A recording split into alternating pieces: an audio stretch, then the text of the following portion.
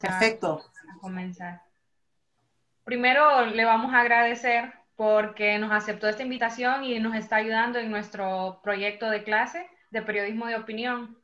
Nosotros elegimos el tema de la desinformación en tiempo de pandemia y queremos su punto de vista como periodista y cómo esta desinformación afecta a todos. Entonces, yo voy a comenzar preguntándole, ¿qué es la desinformación para usted? Bueno, es un gusto conversar con ustedes y felicitarles por haber escogido esta carrera tan maravillosa con la cual podemos hacer mucho bien para nuestra comunidad o podemos hacer mucho mal. Depende del enfoque que le queremos dar a esta carrera de comunicar, que tiene, yo creo, muchos ángulos y ha cambiado con el paso de los años.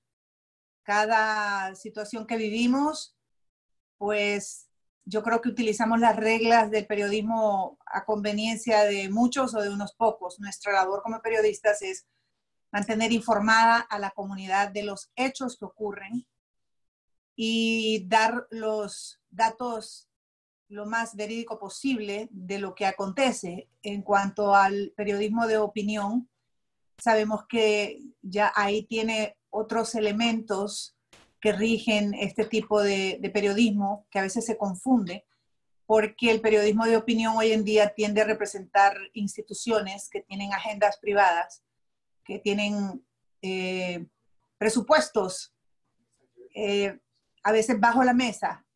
Y entonces el periodista debe conocer realmente para quién está trabajando.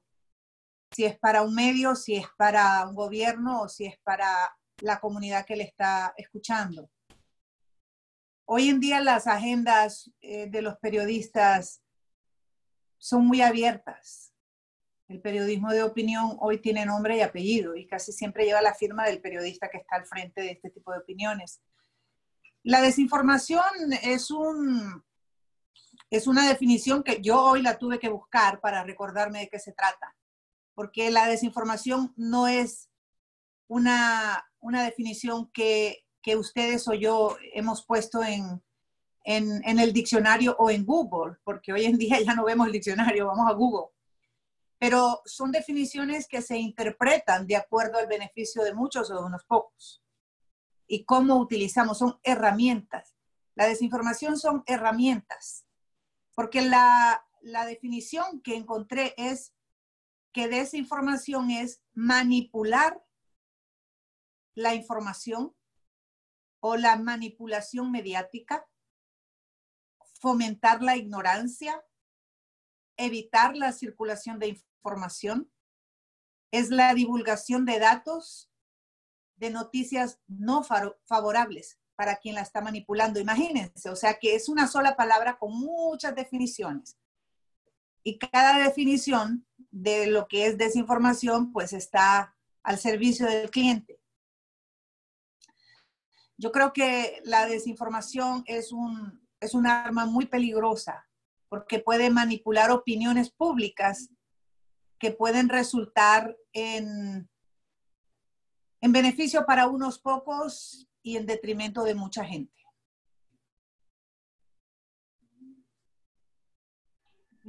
Va a proseguir mi compañero Ariel con las siguientes preguntas. Bien, gracias, Axa.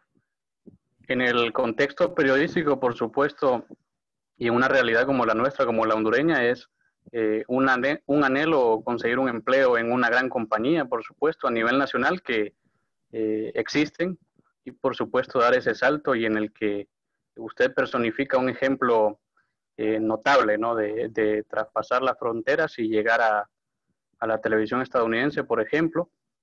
Y en ese sentido, pues, hay muchas desventajas o muchos pasos para llegar a ello.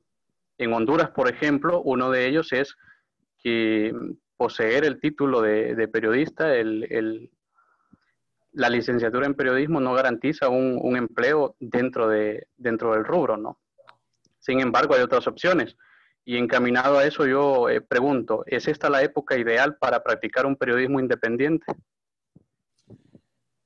Bueno, les digo que por experiencia personal, yo he sido muy privilegiada de hacer periodismo en Estados Unidos, donde en los últimos, yo he vivido en Estados Unidos por 33 años y estuve en los grandes medios, la mayor parte de mi carrera en Univision, donde aprendí a ser periodista, en la calle donde tuve la libertad de poder practicar periodismo tal y cual, pues lo veía. Podía reportar los hechos tal cual estaban pasando, tenía la libertad de poder investigar y es más, se me exigía investigar, se me exigía corroborar más de 2 fuentes antes de emitir una opinión pública o un reportaje. Y yo creo que esa fue una buena escuela para mí en un país donde las restricciones a los medios de prensa no son tan marcadas como en nuestros países en Latinoamérica, para poner el caso Honduras. Entonces he sido privilegiada en el sentido que he tenido la libertad de ejercer el periodismo con un alto grado de objetividad, porque la objetividad completa no existe en el periodismo, ni en ningún medio de comunicación. Hoy en día creo que el porcentaje de objetividad está más reducido que antes. Pero me parece que desde que comencé a ser periodista independiente, y lo hago a través de mi canal en YouTube, gracias a la tecnología que me permite seguir utilizando mi marca, que es mi nombre, mi trayectoria, que es mi recorrido por todos estos años cubriendo grandes hechos periodísticos, amparada por un logo como el de Univision y más tarde por el de Telemundo, que le abren las puertas a uno a poder conseguir información y a estar respaldado, pero a la vez te pone también trabas cuando quieres ir un poco más allá. No hay libertad total.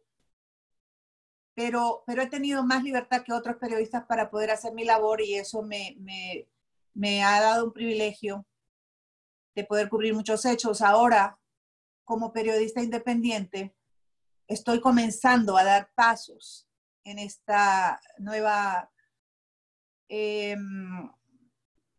etapa de mi carrera como comunicadora.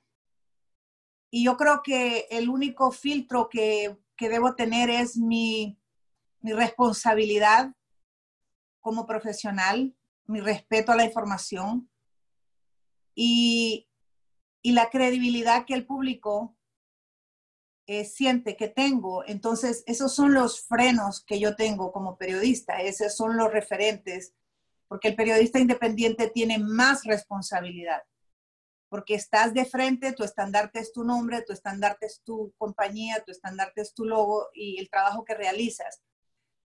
Y tienes que estar bien claro en que la evidencia que tienes y la información que tienes legalmente te ampara para poder emitir juicios y emitir reportes y emitir información. Pero creo que la tecnología y todos estos medios nos abren la puerta para tener la posibilidad de ser periodista independiente con bajos recursos y emitir opiniones que le llegan a millones de personas con un clic. Pero hay que tener mucho cuidado con eso. Bien, en los salones de clase resuena y se vocifera el término compromiso social, ¿no? Y de cierto modo, aunque bueno, nosotros aún somos jóvenes y quizá ni siquiera hemos ejercido el periodismo como tal, bueno, no en todos los casos, resulta complejo en ocasiones practicar ese compromiso social y responsabilidad social con el país, con la población.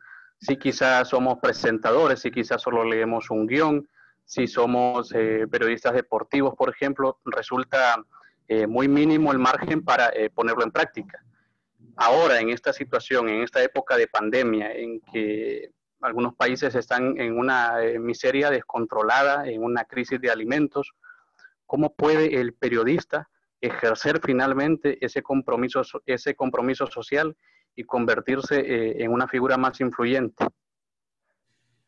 Yo creo que en tiempo de crisis, como en este tiempo de pandemia, es una gran oportunidad para que los periodistas echen raíces, para que los periodistas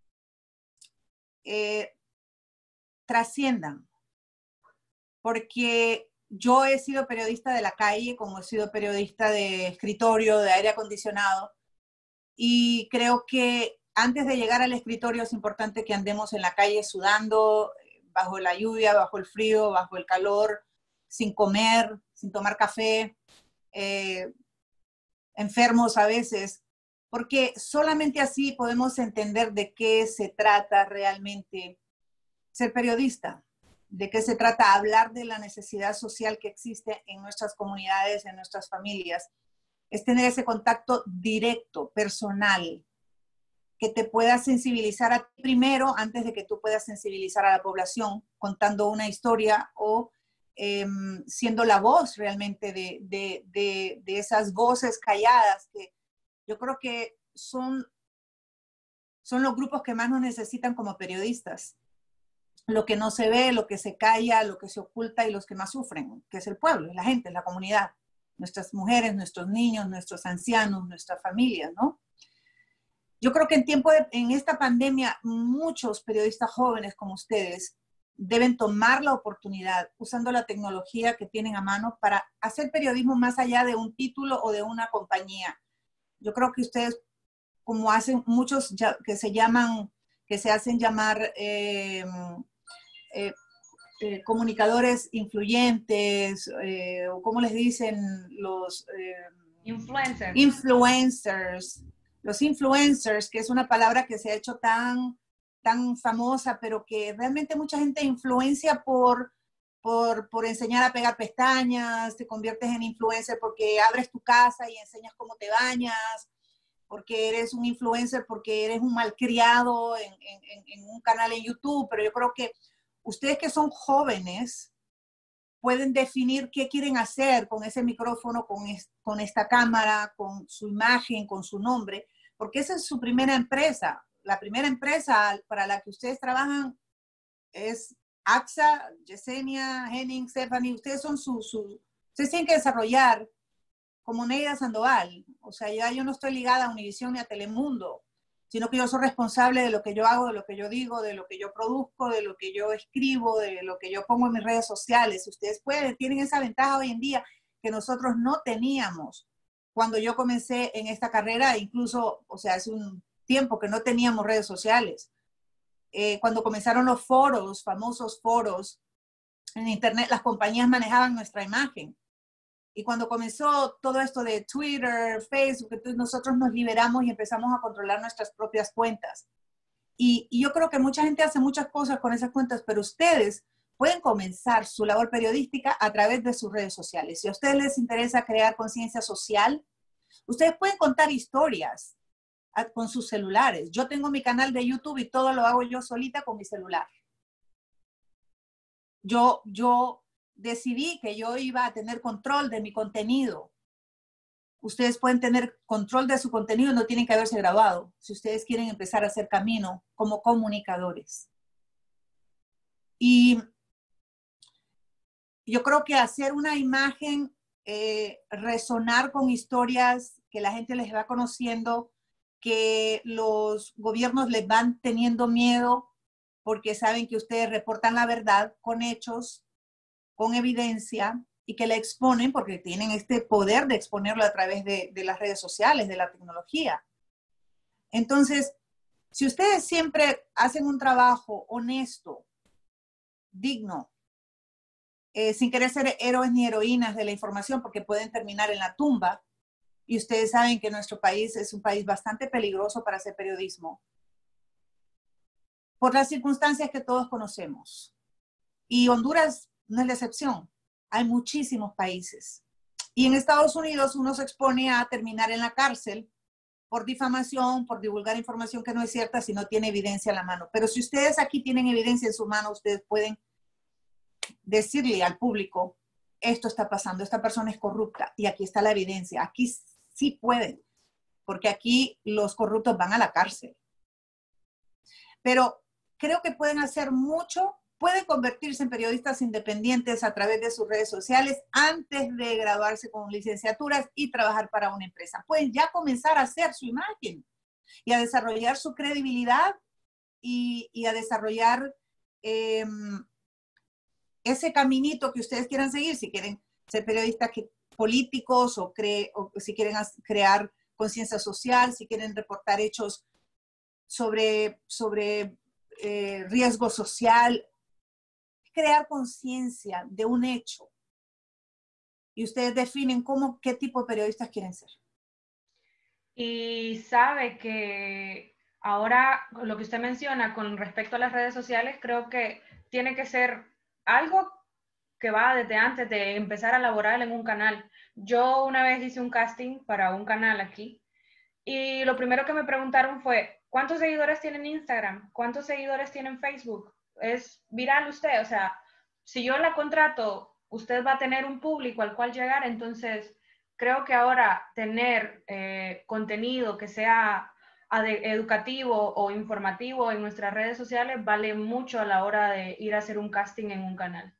Usted puede convertirse en contenido viral por cualquier tontería que haga. Es más fácil producir un contenido que se viralice, que es de un valor que no tiene ningún valor realmente para la sociedad, pero usted puede viralizar ese contenido. Viralizar un contenido que sea serio, periodístico, que construya una sociedad es más difícil. Y yo siempre pienso que las historias humanas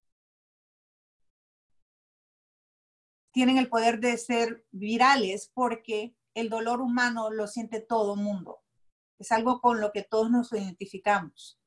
Y es una manera de construir una red social como periodista. Empezar a contar las historias de su barrio.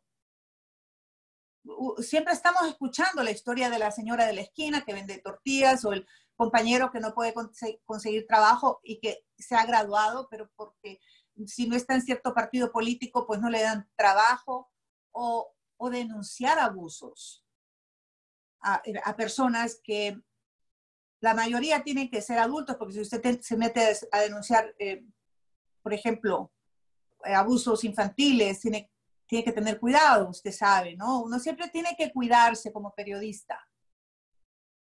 No puede actuar a lo tonto, como digo yo, pero puede hacer mucho, tiene que ser inteligente, porque está construyendo ese camino. Y si a usted sabe que hoy en día le están exigiendo que tenga seguidores, que me parece bien, no me gusta la palabra estúpido, pero me parece lamentable que sea un requisito para que a usted le den trabajo, porque el requisito debería de ser que usted tiene el deseo, la pasión, la preparación, que usted tiene deseo de aprender, que usted tiene sensibilidad social, que usted es ávido lector, que usted tiene algún interés por alguna rama en particular en la cual usted se pueda desarrollar. Así es como nosotros crecimos en el periodismo y también los maestros de periodismo en nuestro país.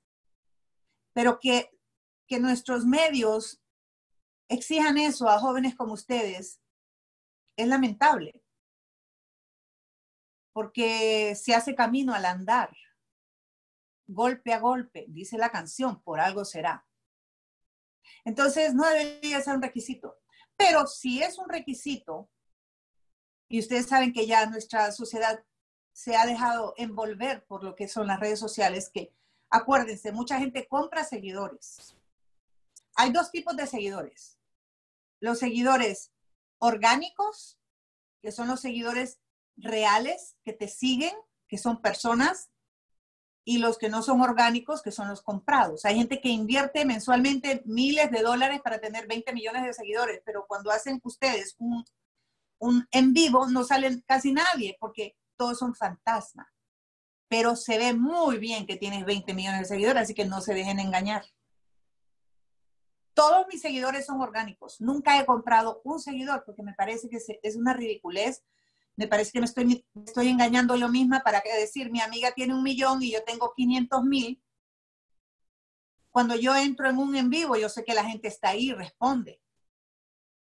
Cuando ustedes miren que una persona que dice que tiene 1 millón y cuando sale en vivo le salen solamente 5,000 personas, pues pónganse a pensar que hay mucha gente ahí que es seguidor fantasma, ¿no?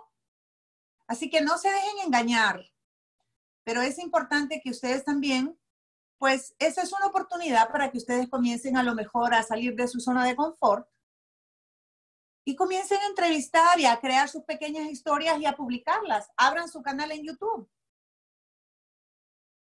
Y ustedes, una carta de presentación, un canal en YouTube. Hablen con su hermanito que tiene problemas en matemáticas.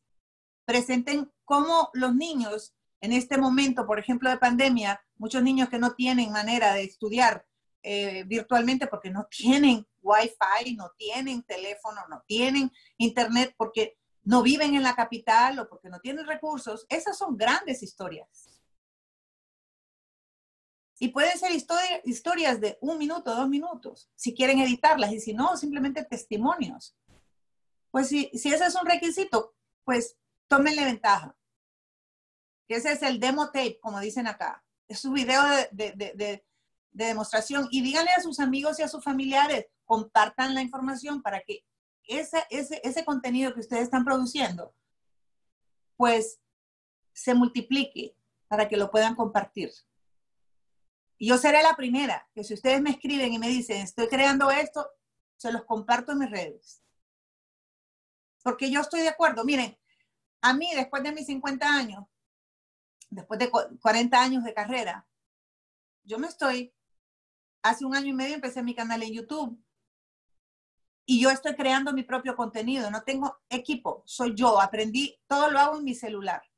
Y el contenido que estoy haciendo no son noticieros, porque hay muchos noticieros, estoy contando la historia de personas que conozco, colegas, personas famosas que tienen una vida que enfrentar o tienen algunas organizaciones para las cuales ellas también trabajan, que nadie se da cuenta que es para ayudar a la comunidad, o a lo mejor tienen algún sufrimiento en su familia y ver cómo nuestro público ve cómo manejan las situaciones. Y yo pensé que era una manera de crear contenido que pueda inspirar a otros a seguir adelante. Yo definí que así quería hacer mi canal, pero eso no quiere decir que yo no comience después a hacer entrevistas políticas o que reporte un hecho porque tengo la libertad de hacerlo. Ustedes tienen el mismo poder que tengo yo de hacerlo.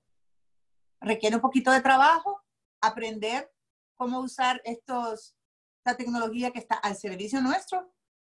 Y yo creo que si esos son requisitos para que ustedes puedan hacer su trabajo, que se están preparando para ello, hey, no lo tomen como una barrera, sino como una oportunidad. Y el reloj ya nos tiró que nos faltan 8 minutos y mi compañera Yesenia va a hacer la última pregunta para luego... Pero creo que lo pueden alargar. Sería conectarnos de nuevo al link. Sí, nos conectamos, con mucho gusto, no se preocupen. Les voy a contestar perfecto. Todas sus preguntas. Ok. Sigue mi compañera Yesenia. Ok, buenas tardes, Neida. Pues, hola, Yesenia. Hola, Neida, créame que es un enorme placer poder estar platicando esta tarde con usted. Antes de hacerle la pregunta, pues recuerdo cuando estaba niña que mi mamá siempre estaba al pendiente de Despierta América, porque me decía, hay un segmento, hay una parte donde sale una hondureña, así que venite, vamos a verlo. Entonces todos los días mirábamos Despierta América porque ahí salía Neida Sandoval, salía la hondureña, entonces teníamos que estar frente viendo Despierta América. Qué linda, gracias mi amor Mire, eso es lo que les digo a ustedes, es el impacto que nosotros como comunicadores, aparte de hacer nuestro trabajo por el que nos pagan, de leer las noticias, de reportar un suceso, es que estamos trabajando para personas como su mamá, como usted, que realmente el trabajo de uno le impacta y no se olvida. Y para mí, ya no estoy en los medios grandes, pero me llena de mucho calorcito escuchar lo que me está diciendo y así muchos niños que hoy tienen la edad de ustedes me dicen, yo te miraba desde niña, cuando era niña con mi abuelita, y me encanta. Y yo creo que es el mismo patrón que ustedes tienen que seguir. Es ponerle mucho de su corazón, hacer su trabajo por el que les pagan, pero no olvidarse que pueden hacer un poquito más, poner su sello personal en todo el trabajo que ustedes hagan. Ok, bueno, mi pregunta, Neida, va enfocada, ¿qué piensa usted que cuál será el rumbo del periodismo después de la pandemia.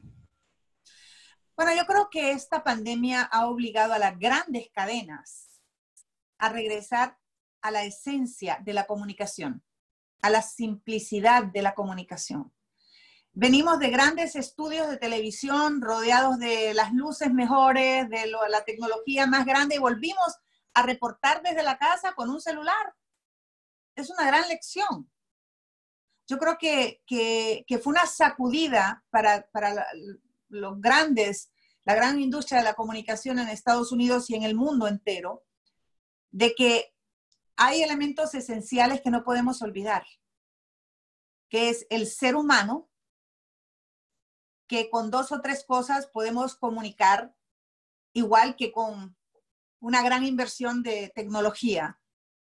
Y que lo más importante es tener la habilidad de llegar al público, crear sensibilidad y ser un medio de comunicación. Porque esta pandemia nos obligó a callar toda la retórica política, nos obligó a regresar a lo básico, que es comunicar información que puede ser la diferencia entre la vida y la muerte. A lo que es importante es la vida humana. Creo que esas son las grandes lecciones que nos deben quedar a nosotros como seres humanos, como comunicadores, y el gran poder que tienen ustedes de periodistas jóvenes de usar ese celular, ese micrófono y su rostro y sus conocimientos y su sensibilidad, porque cada uno de ustedes viene de un origen, de una familia que tiene una historia maravillosa que contar.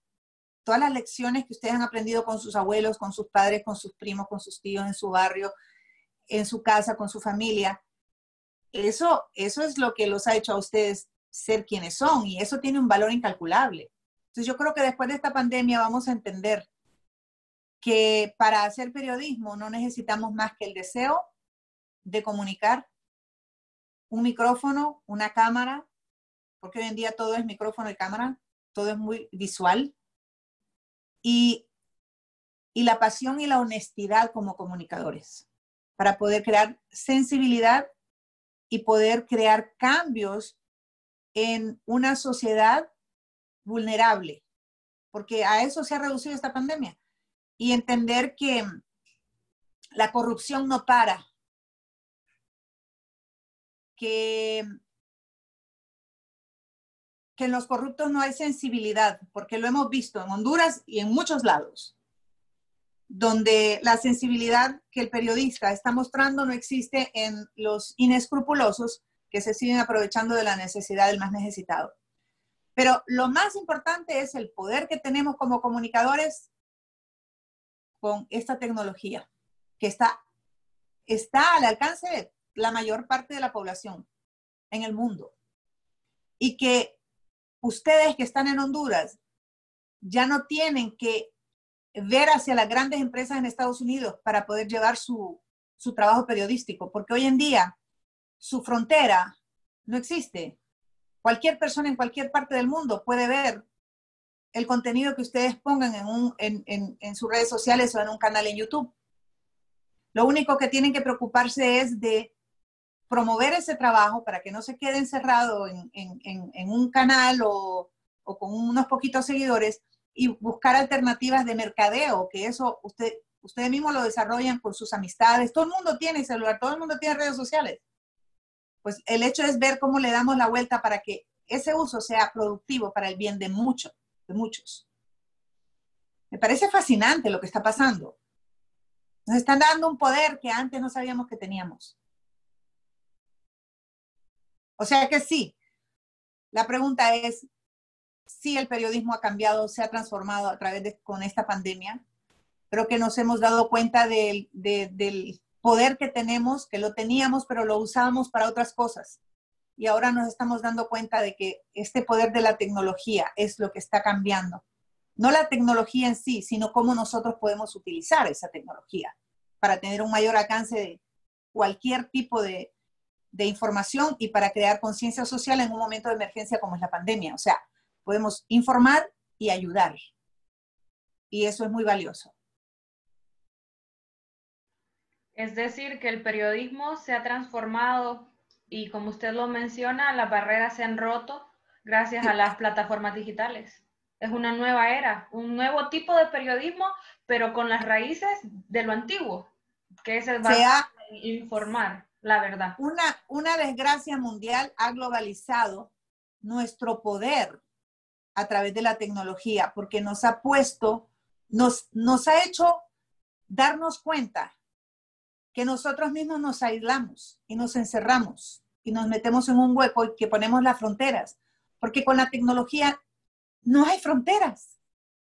Pero como estamos viviendo una crisis mundial donde todos nos identificamos, a todos los niveles, a todos los estratos sociales, a todos los niveles políticos, gubernamentales, o sea, estamos todos en la misma frecuencia, vulnerables de contraer un virus que puede ser mortal para unos y a lo mejor no letal para otros.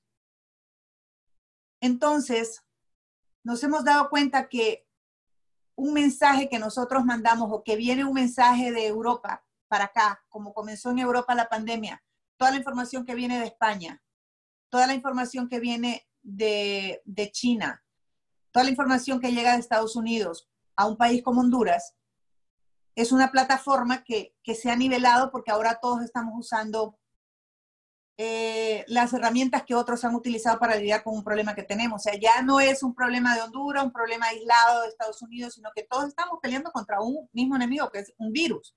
Y entonces, como todos estamos en la misma plataforma, hemos utilizado este medio de comunicación